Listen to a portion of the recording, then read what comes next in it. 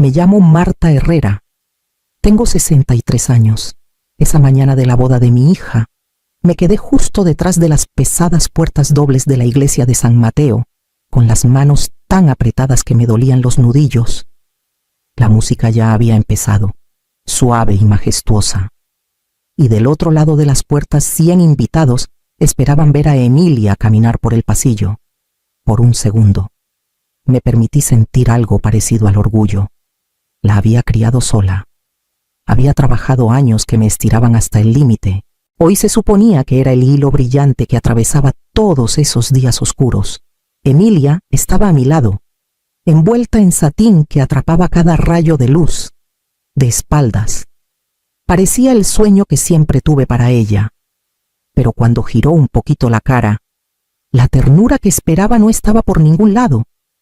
Tenía la mandíbula tensa, los hombros rígidos, los ojos clavados al frente, sin darme ni una miradita de reojo.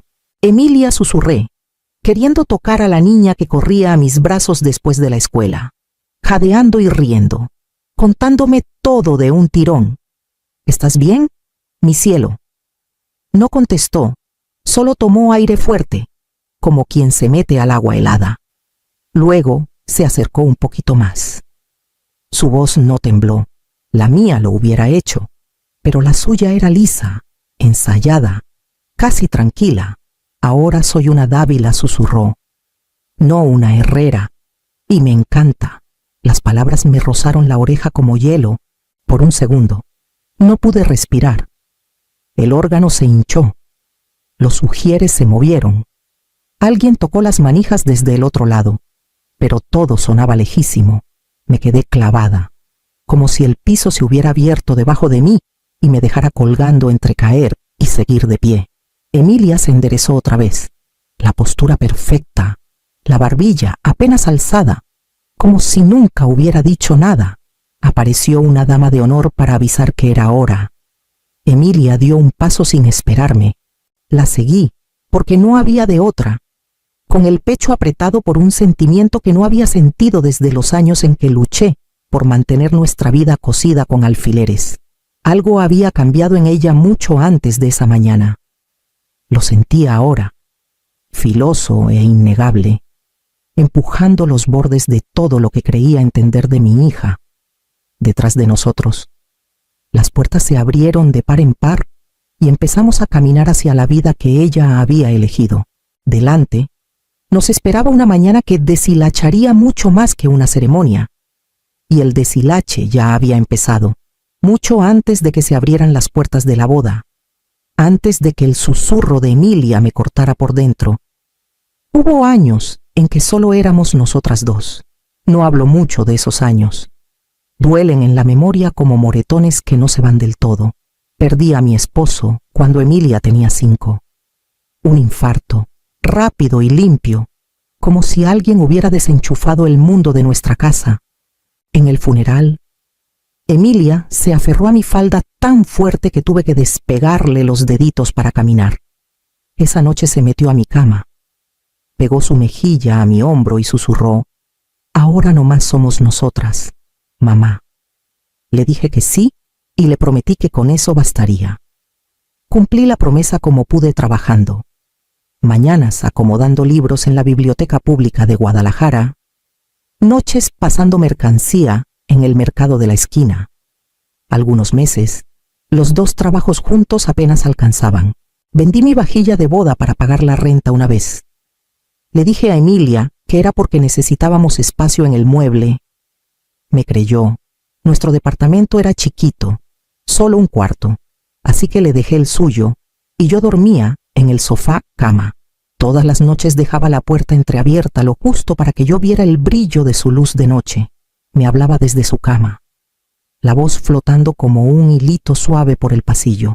«Mamá, cuando sea grande quiero ser como tú». Yo le contestaba, «Vas a ser mejor, mi reina, mucho mejor». Durante años lo decía en serio.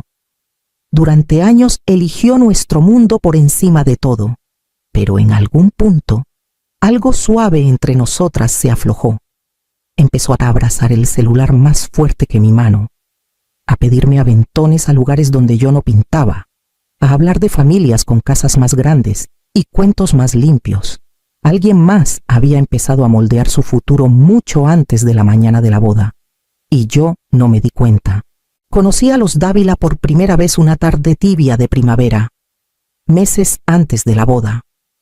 Emilia llegó a casa colorada de emoción, anunciando que Natán quería que cenara con su familia.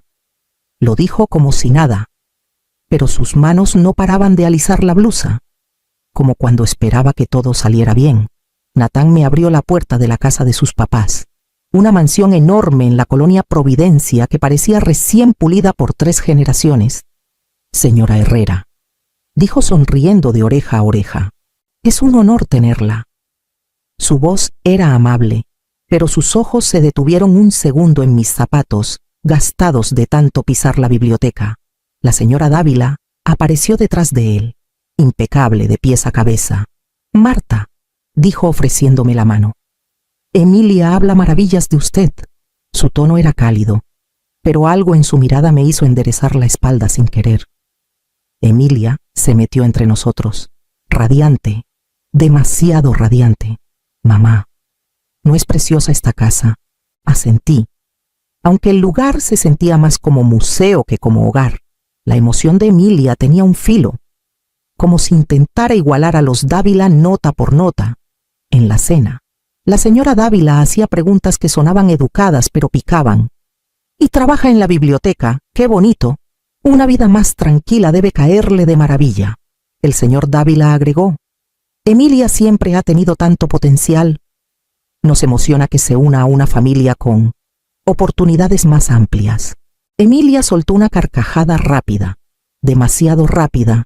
Los papás de Natán sí que entienden la ambición, mamá. La miré, sorprendida por la urgencia en su voz. No me miró a los ojos. Natán le tocó la mano.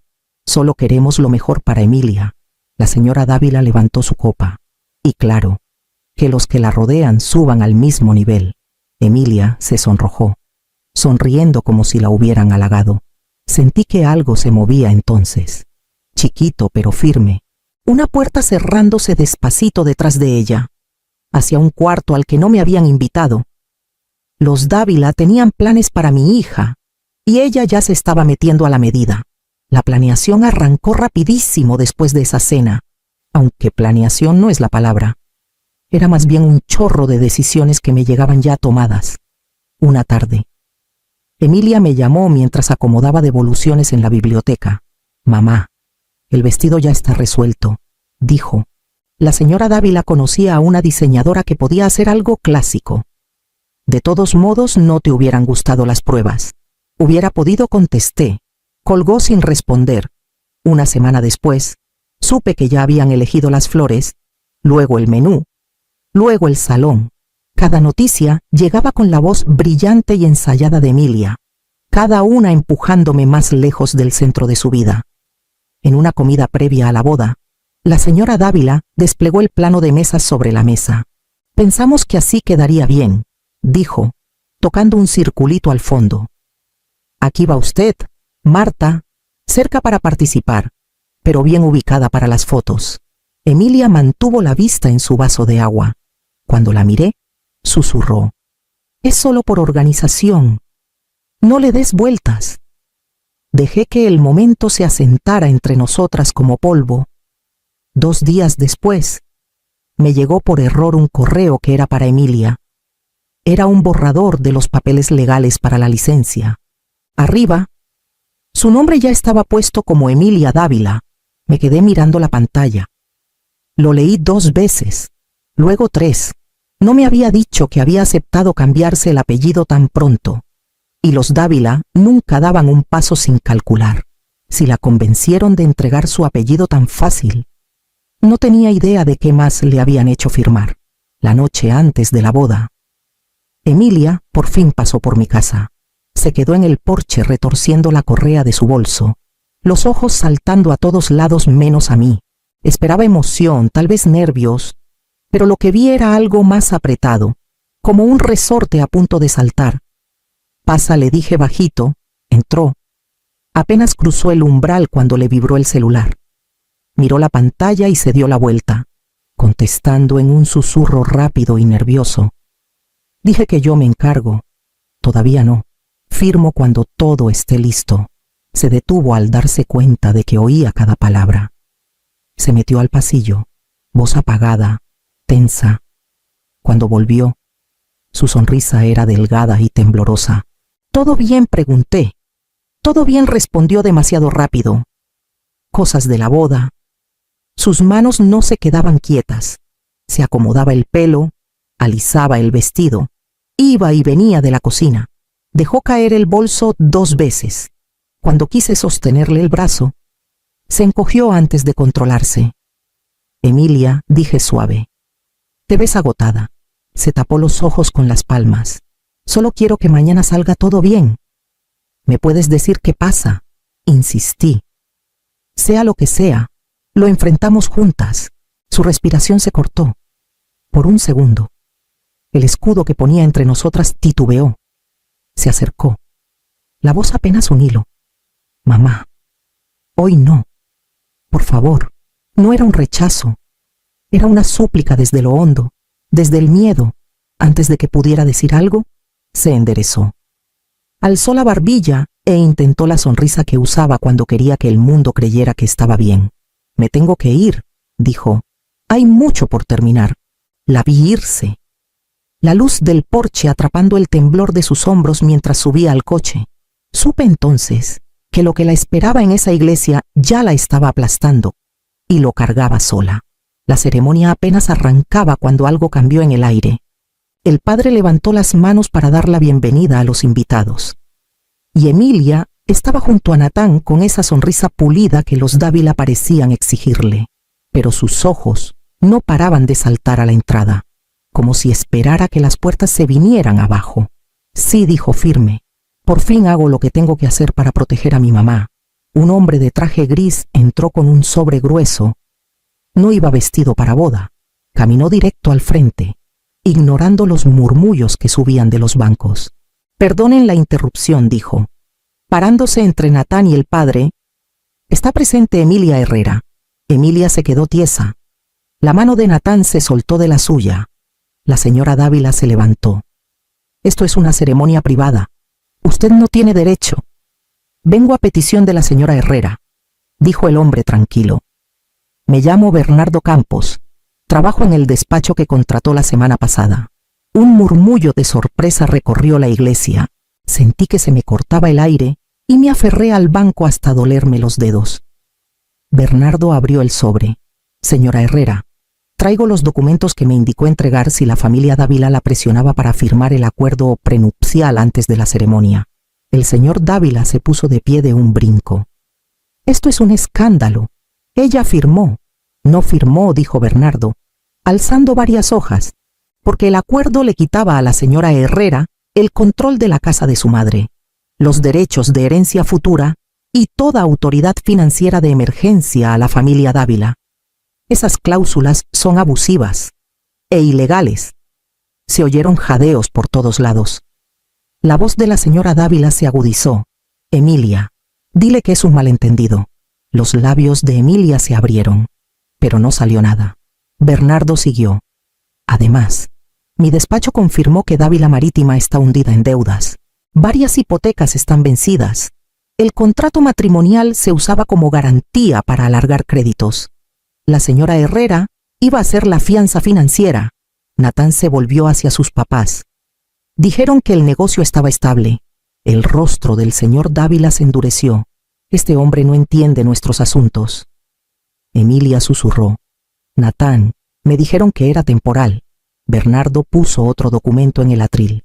La señora Herrera presentó estos contrademandas para protegerse a ella y a su madre en caso de coerción. Me indicó hacerlas públicas si la obligaban a firmar algo hoy. La señora Dávila siseó. «Emilia, para esto, te estás humillando».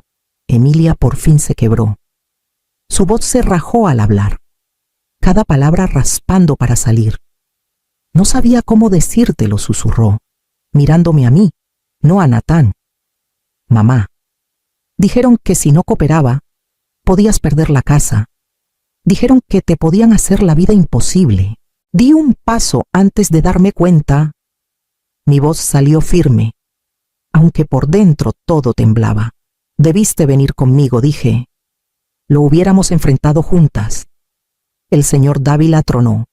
Esta boda no se acaba. Pero Bernardo negó con la cabeza. Sí se acaba. Los documentos ya están sellados en la oficialía. Los acuerdos quedan sin efecto. El ramo de Emilia se le escapó de las manos y cayó al suelo.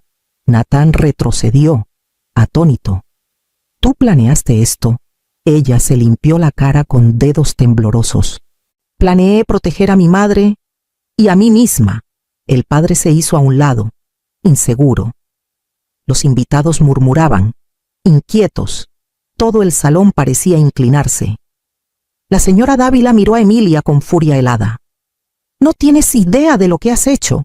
Pero Emilia sostuvo su mirada por primera vez sin parpadear. Sí, dijo bajito. Por fin sí. Los Dávila quedaron al descubierto frente a todos los que tanto querían impresionar. Y el silencio que siguió pesaba más que las paredes de la iglesia. La ceremonia se derrumbaba. Pero su rabia apenas empezaba. La iglesia estalló en cuanto el padre se apartó del atril. Voces se tropezaban unas con otras, sorpresa, chisme, indignación, hasta volverse un muro de ruido que me apretaba las costillas. La señora Dávila fue la primera en cortar el aire. Nos humillaste, le espetó a Emilia, acercándose tanto que sus vestidos se rozaron. ¿Tienes idea de lo que le hiciste a esta familia? Emilia se encogió, pero no bajó la vista. Protegí a mi madre y a mí misma. El señor Dávila señaló a Bernardo, el abogado. Este hombre la está manipulando. Emilia, ven con nosotros. Ahora, no dijo Emilia, apenas un suspiro. Natán se quedó atrás de sus papás, pálido y tieso. Miró a Emilia como si fuera una desconocida. ¿Por qué no me dijiste?, preguntó. Con el dolor clarísimo, la voz de Emilia tembló. Porque los hubieras defendido. Siempre lo haces. No es justo, dijo el bajito, aunque no dio un paso hacia ella. Los invitados empezaron a salir de los bancos, nerviosos, cuchicheando al pasar. Algunos evitaban mis ojos, otros me daban un asentimiento solidario. La fama de los Dávila se deshacía en vivo y nadie quería quedar bajo los escombros. Emilia se volvió hacia mí de pronto, casi tropezando. Mamá, dijo, la cara manchada y mojada. Lo siento tanto. Debí decir algo hace meses. No debí dejar que llegara tan lejos.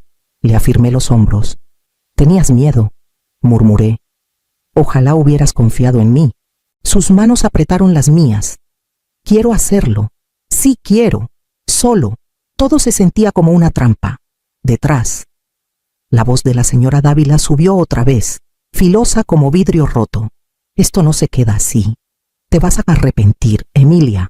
El aliento de Emilia se cortó y se pegó más a mí, como preparándose para el golpe. La boda había terminado, pero la grieta entre nosotras apenas empezaba a abrirse. Esa misma tarde, Emilia se instaló en el cuartito de visitas. Llegó con 2 maletas y una mirada que la hacía parecer mucho más chica que sus 30 años. Cuando cerró la puerta, se quedó en el pasillo como si no estuviera segura de merecer respirar ahí. Mamá empezó. Si prefieres que me quede en otro lado. Eres mi hija, dije. Aquí te quedas. Nos sentamos a la mesa de la cocina con tazas de té que casi no tocamos. Emilia no paraba de frotar la manga, retorciendo la tela hasta arrugarla. Tengo que contarte todo, dijo al fin. Pues cuéntame, exhaló temblando. Empezaron a presionarme hace meses. Reuniones con sus abogados, papeles con palabras que no entendía. Yo decía que no, pero me hacían sentir desagradecida. Tragó saliva. Natán decía que era tradición, que yo exageraba. Escuché sin cortar. Decían que tenía que volverme Dávila por completo, que el matrimonio es unidad, que tu casa debía integrarse al futuro que estábamos armando. Las lágrimas le rodaron por las mejillas. Me dejé convencer de que tú lo entenderías con el tiempo. Le apreté la mano. Emilia, no se puede regalar lo que no se construyó, y menos a ti misma, asintió, llorando más fuerte. Tengo cita con una terapeuta la próxima semana. Ya hablé. Necesito entender por qué creí todo eso. Es un buen paso. Esa noche saqué del closet una caja abollada, pegada con cinta 2 veces, llena de años que guardé cerca del corazón. Emilia la miró con ojos grandes. ¿Qué es eso, tu vida?, dije, poniéndola frente a ella. Fotos, cartas, las cosas que amabas antes de que alguien te dijera quién tenías que ser. Levantó la tapa despacio. La primera foto era de ella a los 8, sin 2 dientes, abrazando un osito mugroso. Olvidé este día, susurró. Te olvidaste de ti un rato, dije suave. Ahora te toca recordarlo. Emilia pasó el pulgar por su carita de niña, el aliento entrecortado. Fuera. El mundo se mantenía a raya. Adentro, mi hija empezaba a volver a ser quien fue. 2 semanas después del desastre de la boda. Emilia estaba a mi lado en la oficialía del registro civil. El cuarto olía a papel viejo y cera para pisos, pero su voz salió firme cuando el empleado preguntó: ¿y el apellido que desea conservar? Emilia alzó la barbilla. Herrera. El empleado selló el papel y algo dentro de Emilia pareció aflojarse. Afuera, en las escaleras del palacio, soltó una risa temblorosa. Siento que acabo de volver a ponerme la columna. Y la pusiste, dije. La vida cambió sin ruido después de eso. Volví a la biblioteca del centro, ampliando el programa de alfabetización con 2 clases nuevas por las noches. El trabajo me anclaba. Me recordaba los años en que armé una vida de casi nada. Emilia también encontró su rumbo. Una mañana deslizó un folleto sobre la mesa. Ya apliqué, dijo. Es una asociación para mujeres que han sido presionadas o aisladas en sus relaciones. Creo que puedo ayudar. Lo harás, le dije, porque ya lo había hecho, empezando por ella misma. Las tardes volvieron a ser nuestra rutina suave. Yo leía en el porche mientras la lámpara se encendía contra el crepúsculo. La primera noche que volvió de la orientación de la asociación, subió los escalones con una sonrisa cansada, pero sincera. No pulida. Mamá dijo, apoyándose en la barandilla. Me siento yo otra vez. Encendí del todo la luz del porche, su brillo, bañando su sonrisa agotada. Bienvenida a casa, Emilia Herrera, susurré, dejando que el calor marcara un nuevo comienzo.